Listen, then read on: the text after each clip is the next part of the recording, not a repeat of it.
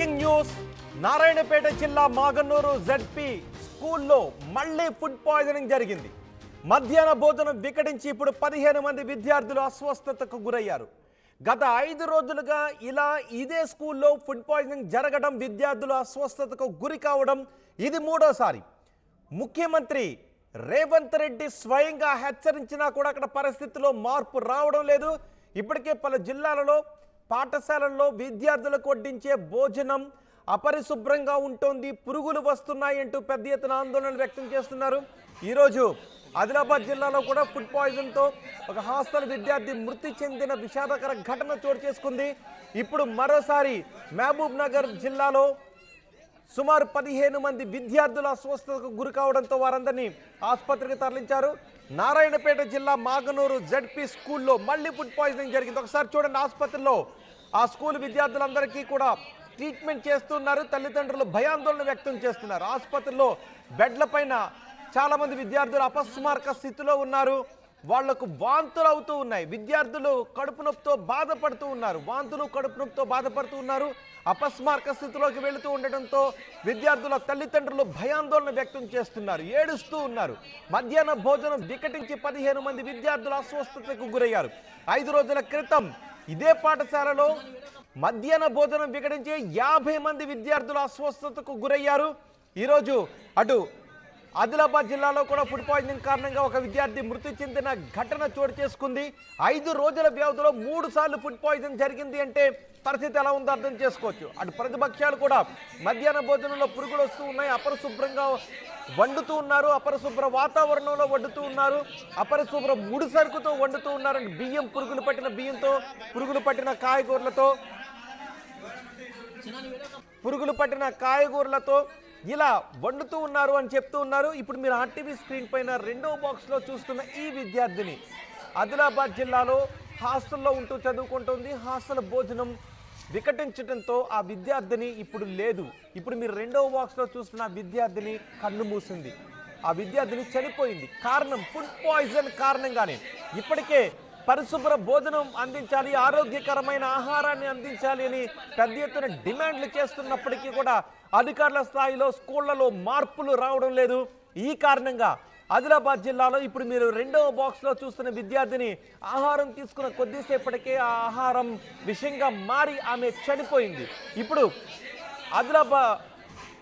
మహబూబ్ నగర్ జిల్లాలోనూ అలాంటి ఘటన చోటు చేసుకుంది. దీంతో నారాయణపేట జిల్లా, ఉమ్మడి మహబూబ్ నగర్ జిల్లా, నారాయణపేట జిల్లా మాగనూరు జెడ్పీ స్కూల్లో ఫుడ్ పాయిజన్ కారణంగా 15 మంది విద్యార్థులు ఇప్పుడు ఆసుపత్రిలో అపస్మారక స్థితిలో ఉన్నారు. కొంతమంది విద్యార్థులు వారికి ట్రీట్మెంట్ అందిస్తూ ఉన్నారు. 5 రోజుల వ్యవధిలో 3 సార్లు ఇలాంటి ఘటన చోటు చేసుకోవడం చర్చనీయాంశంగా మారింది, ఆందోళన కలిగిస్తోంది. కలెక్టర్ హెచ్చరించారు, ముఖ్యమంత్రి రేవంత్ రెడ్డి హెచ్చరించారు. మొదటి రోజే సుమారు 70 మందికి పైగా అస్వస్థతకు గురయ్యారు. ఆ తర్వాత మరోసారి చోటు చేసుకుంది. ఈరోజు మరోసారి ఫుడ్ పాయిజన్ కారణంగా విద్యార్థులు చూడండి, ఒక్కసారి వాళ్ళ కంటనీరు పెడుతూ అపస్మారక స్థితిలోకి వెళుతూ ఉన్నటువంటి పరిస్థితి. వాంతులు విరోచనాలు అవుతూ ఉన్నాయి, కడుపు నొప్పి వస్తూ ఉంది. వాళ్ళంతా ఫుడ్ పాయిజన్ కారణంగా ఇప్పుడు ఆసుపత్రి పాలయ్యారు. స్కూల్లో ఆడుతూ పాడుతూ చదువుకోవాల్సిన విద్యార్థులు ఫుడ్ పాయిజనింగ్ కారణంగా ఆసుపత్రి పాలై చావు బతుకుల మధ్య ఉన్నారు. వాళ్ళ తల్లిదండ్రులు ఆందోళనకు గురవుతున్నారు. వారందరికీ కూడా వెంటనే అధునాతన చికిత్సను అందించాలి, మెరుగైన చికిత్సను అందించాలి అంటూ ప్రభుత్వం ఆదేశాలు కూడా జారీ చేసింది. ప్రస్తుతం ప్రాథమిక ఆరోగ్య కేంద్రంలో వారందరికీ చికిత్సను అందిస్తూ ఉన్నారు. మా ప్రతినిధి మణికంఠతో మాట్లాడదాం. మణికంఠ ప్రస్తుతం ఆసుపత్రి దగ్గర నుంచి పూర్తి సమాచారం అందించడానికి సిద్ధంగా ఉన్నారు. మణికంఠ, అసలు ఏం జరుగుతోంది?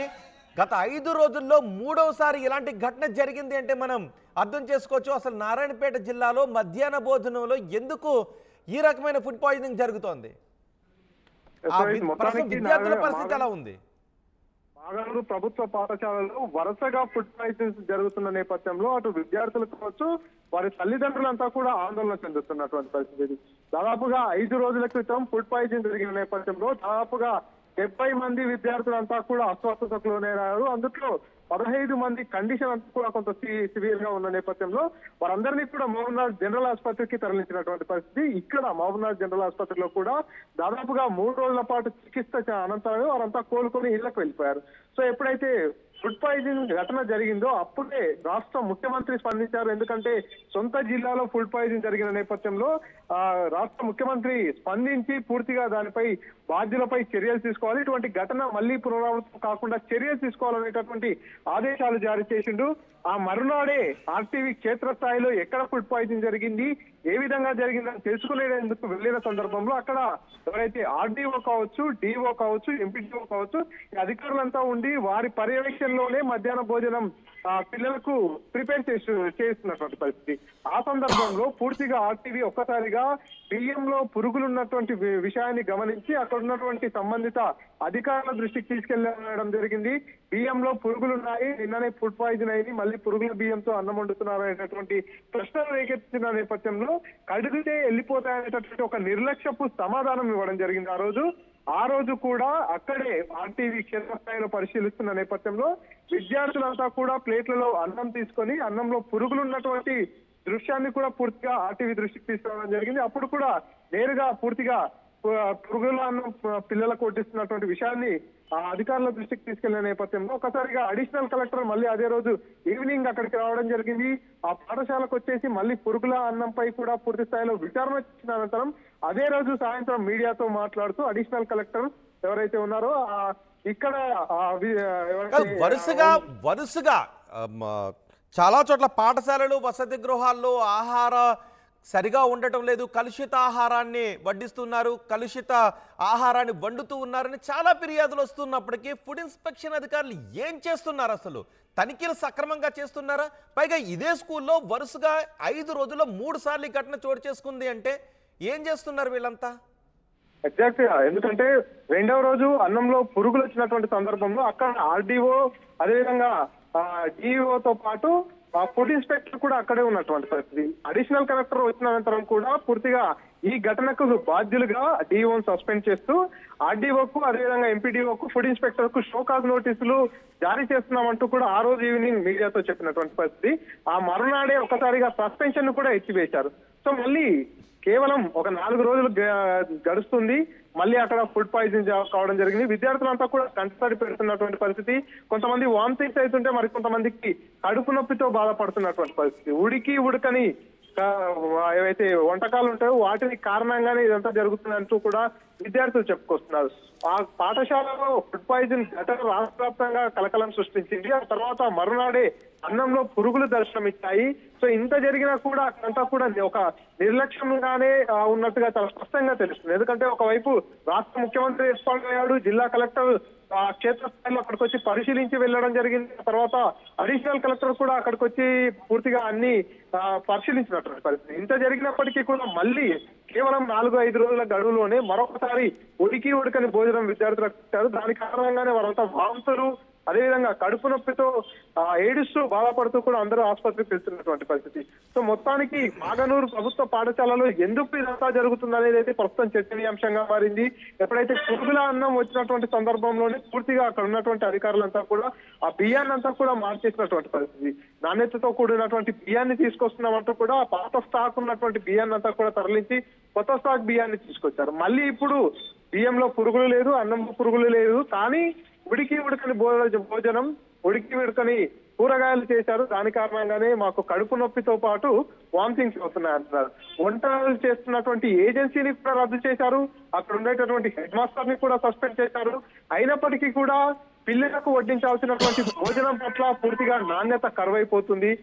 పాఠశాలకు విద్యార్థులను పంపించాలంటేనే కూడా భయంతో తల్లిదండ్రులంతా కూడా మధ్యాహ్నం కొంతమంది విద్యార్థుల పరిస్థితి ఎలా ఉంది?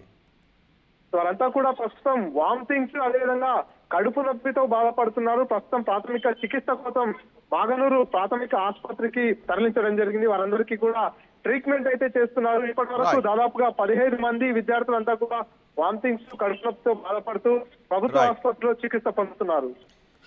రైట్ మణికంఠ, నారాయణపేట జిల్లా మాగనూరులో మరోసారి ఫుడ్ పాయిజన్ చోటు చేసుకుంది. అధికారులు ఎన్నిసార్లు చెప్పినా, ఎన్ని హెచ్చరికలు జారీ చేసినా అధికారుల స్థాయిలో సరిగ్గా పట్టించుకోవడం లేదు. దీంతో నిర్లక్ష్యం రాజ్యమేలుతూ ఉంది. దీంతో మరోసారి ఈరోజు ఫుడ్ పాయిజనింగ్ జరిగి 15 మంది విద్యార్థులు అస్వస్థతకు గురై ఆసుపత్రిలో చికిత్స పొందుతున్నారు. ఒకవేళ ఎక్కడ ఫుడ్ పాయిజనింగ్ జరిగినా పాఠశాలల్లో కానీ వసతి గృహాల్లో కానీ సరైన ఆహారం లేకపోతే, ఆ పాఠశాల సిబ్బంది పట్టించుకోకపోతే ఆ విషయాన్ని ఆర్టీవీకి చెప్పండి. ఆర్టీవీ ప్రతినిధి అవసరమైతే అక్కడికి వచ్చి ఆ ఆహారాన్ని పరిశీలించి ఎటువంటి చర్యలు తీసుకోవాలి అధికారుల స్థాయిలో అనే విషయం గురించి అధికారులను కూడా అడుగుతాము ఖచ్చితంగా. కాబట్టి ఒకవేళ కలుషితమైన ఆహారాన్ని వండుతూ ఉంటే అధికారులకు మీరు ఫిర్యాదు చేసినా పట్టించుకోకపోతే ఆర్టీవీకి ఆ విషయాన్ని ఫిర్యాదు చేయండి, మేం పట్టించుకుంటాం. ఒకసారి ఈ ఘటనపై పాఠశాల విద్యార్థుల తల్లిదండ్రులు మాట్లాడుతున్నారు. వాళ్ళు ఏం మాట్లాడారో చూద్దాం. ఏమైందమ్మా? ఎప్పటి నుంచి? మళ్ళీ ఏం పెట్టిండు మధ్యాహ్నం? అంటే ఏం ప్రాబ్లం ఏమనుకుంటున్నారు? అంటే ఫుడ్ బాగాలేదని అనుకుంటున్నారా? వంకాయలు ఉడికిలేవు, ఆలుగడ్డలు కూడా ఉడికిలేవు. ఏమమ్మా? ఆలుగడ్డలు ఉడికిలేవు, వంకాయలు కూడా ఉడికిలేవు. ఎందుకు ఏడుస్తున్నావు అమ్మని? వాంతికి అవుతుంది.